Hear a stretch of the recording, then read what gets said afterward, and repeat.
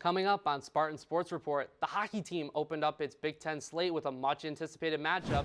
Men's basketball looked to upset a top-ranked opponent, and the women's soccer team headed to Missouri for the Big Ten championships.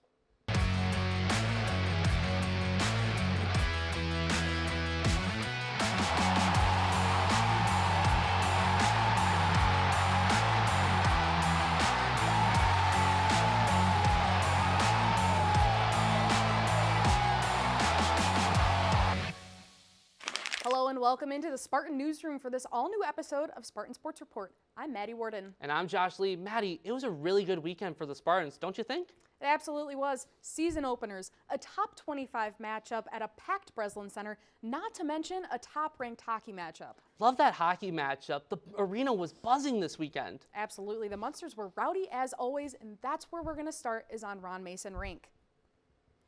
The top-ranked Spartan hockey team hosted the number 3 Penn State Nittany Lions for a top 3 matchup to open conference play for MSU inside Mud Ice Arena.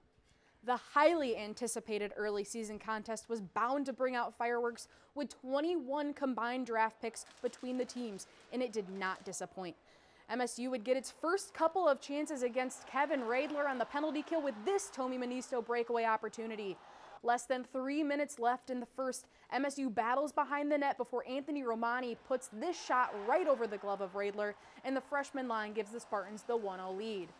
Michigan State held that lead until the second period where top-rated draft prospect Gavin McKenna throws this pass off MSU's Colin Ralph into the Spartans' net to tie the game at 1. Extra time was needed to find a winner as Tommy Manisto drags 2 Nittany Lions with him before finding Tiernan Schaude backdoor to ice the game 2-1 and send Munn into a frenzy. After the thriller, Schaude and head coach Adam Nightingale had this to say about the game winner. Tommy had great poise, came around the net. I thought I was open right away, but he had great poise, obviously made a great play, and then I was kind of on the back door and took my time a little bit. I feel like everyone was probably a little scared there, but got it in, so I was happy about it. You don't have to be a draft pick to be a good hockey player, right? And like you think about him and Tommy, you know, how many games they've helped us win since we've been here. I mean, they play winning hockey, you know exactly what you're going to get, and it's repeatable. To game 2 we go. Michigan State was looking for its second sweep over a top 3 opponent this season, and the Spartans wasted no time. Just 3 minutes in, MSU was on an odd man rush where Porter Martone finds Charlie Stremel, who slams it in to open the scoring up, setting the tone for what would be a huge night for him. On to the second period where Michigan State helped out goaltender Trey Augustine with a 3-0 lead, and he rewarded it back in full. Augustine was spectacular, earning his 9th career shutout with 36 saves, the most he's ever recorded in a shutout performance. Then in the third, the Spartans put it away for good. Stremel buried the empty net dagger with his second goal of the night, part of a 4-point performance that earned him first star of the game. Moments later, Romani added the icing on the cake with MSU's 5th goal on the power play. Michigan State rolled to a dominant win and showed the nation exactly why it deserves that #1 ranking, completing an impressive sweep. The Green and White will gear up for a Big Ten road test in South Bend, Indiana, as they are set for a 2-game series against Notre Dame starting on Friday at 7 p.m.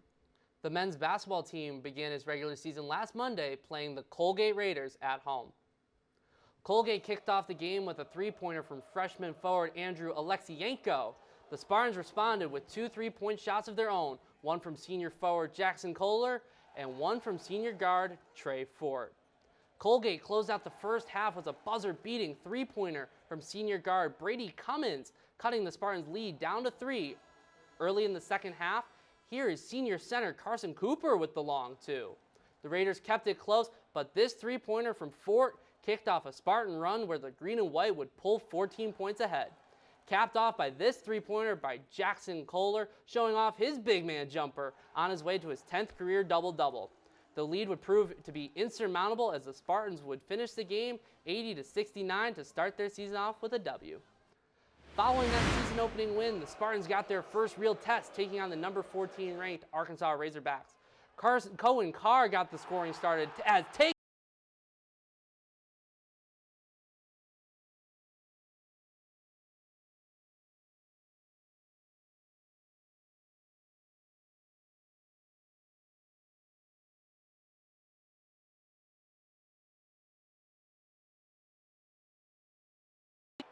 and Detroit native Darius Acuff Jr. Both teams came out swinging in the second half, but this Fort Trey and only 3 of the game for MSU would put the Spartans back in front 43-42, and they wouldn't look back. A couple of Jeremy Fear's free throws would put the game on ice and give Izzo's squad a 69-66 win over his historic counterpart and longtime friend, John Calipari. Ward was the highlight for the green and white, finishing with a double-double featuring 18 points and 10 rebounds in just his second collegiate game. After the game, Izzo spoke on Ward's performance. For Cam, he's Antonio with a little more skills. I mean, he's just tougher than nails. He's Andre Hudson-ish. He's nothing bothers Cam, as he gets better from the free throw line, and he knows he has it. He's improving some. He made a couple nice passes. But going in that environment, I thought he was great. MSU will continue its non-conference play on Thursday, taking on the San Jose State Spartans at 6:30 here in East Lansing. Michigan State women's volleyball traveled out west last Friday to battle against Washington inside the Alaska Airlines Arena.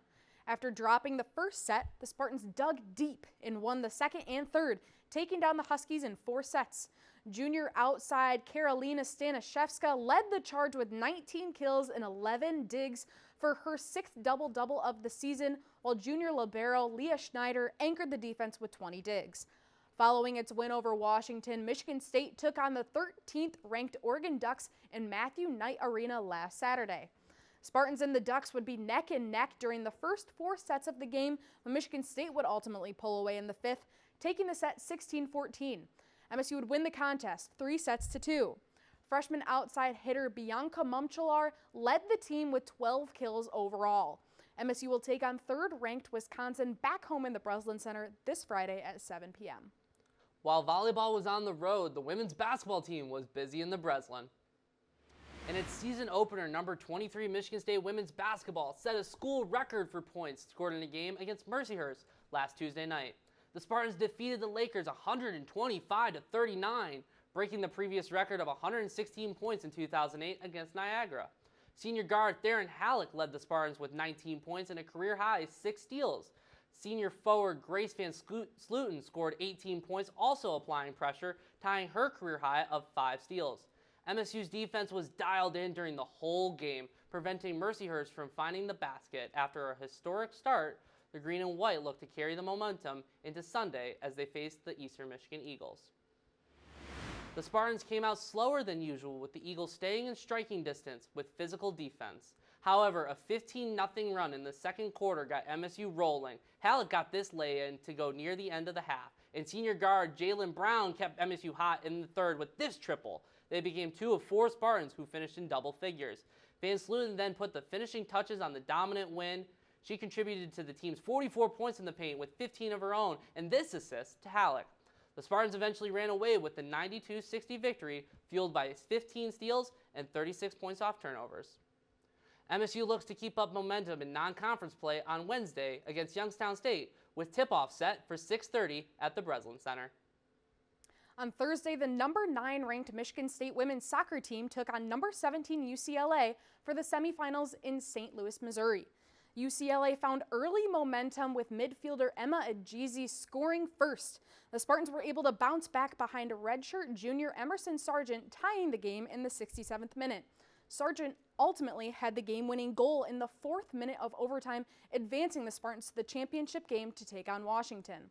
All the scoring in the championship matchup between MSU and the Huskies came within the first 11 minutes as Washington's senior forward Kalea Eichenberger got it in on the board just 3 minutes in. Michigan State quickly responded less than 8 minutes later as junior midfielder Kayla Briggs drew a penalty and buried the kick to level the match at 1. After either team failed to convert in 3 overtimes, the contest ended up going to penalty kicks to determine a victor. In the PKs, the green and white eventually fell 4-1. But it was announced on Monday that the Spartans earned a bid into the NCAA tournament and secured the 2 seed. Michigan State will host Milwaukee on Friday night at DeMartin Stadium at 6 p.m. After the selection show, Bella Najera and Reagan Dalton had this to say. Yeah, honestly, we had no idea what seed we were going to end up with, but I think all of us are super excited. really grateful for this opportunity. Like, we came together as a team throughout the season, and we worked really hard every game, every chance that we have, and so we're really excited to get this postseason going and having the opportunity to have 2 weeks at DeMartin, which would be great. I think we're really excited to get a number 2 draw, and I, since been here, haven't gotten that seed yet, and so it's super exciting. The Michigan State men's tennis team traveled down the road to the University of Michigan to compete in the ITA sectionals. The Spartans sent 2 athletes, one being junior Tame Alazama, who finished 1-2 in singles, earning his win against Baylor's Jambor Veltz. Alazama teamed up with sophomore Danielle Rakhmatuliev to compete in doubles, where they lost both matches, one to Notre Dame and the other to Ohio State. Michigan State will head down to Orlando, Florida for the NCAA Individual Championships next Tuesday. A thriller on Friday night for the 2025 Big Ten men's soccer regular season finale. Spartans took on number 1 ranked Maryland inside DeMartin Stadium. Terps senior forward Saddam Masareka, 3 goals in the first 35 minutes, a hat trick to open up the regular season curtain call. Spartans down but not out. Junior midfielder Miles Merritt nets this one, starting the Spartans' attempt to crawl out of this hole. In the final game of his Spartan career, senior goalie Zach Kelly had a season-high 6 saves. MSU and Maryland both added another score, but it would be sophomore forward Oscar Huerta to net the Spartans' final goal of the season, making the final score 4-3, Terps on top. Michigan State's head coach Damon Rensing reflected on the Spartans' performance after the game. Our guys go, I mean, so proud. I mean, it just shows you, like, this year how well we played against the top teams in the conference. We've had 2 wins against the top team, a tie, and then you take the number 1 team in the country all the way to the end, 4-3 battle. I mean, the heart and character of this program is alive and well. Michigan State retired 7 seniors on Friday, finishing its campaign with a record of 5-8-3. Michigan State Wrestling kicked off its season on Saturday, hosting the annual Michigan State Open inside Jenison Fieldhouse. The Green and White had 14 podium finishes during the weekend tournament, with 3 Spartans earning second-place finishes. The trio includes redshirt sophomore 125-pounder Caleb Wien and redshirt sophomore 184-pounder Luke Venadia and redshirt junior 197-pounder Cale Whistler. The Spartans will travel to Brookfield, New York to take on Long Island University on Friday.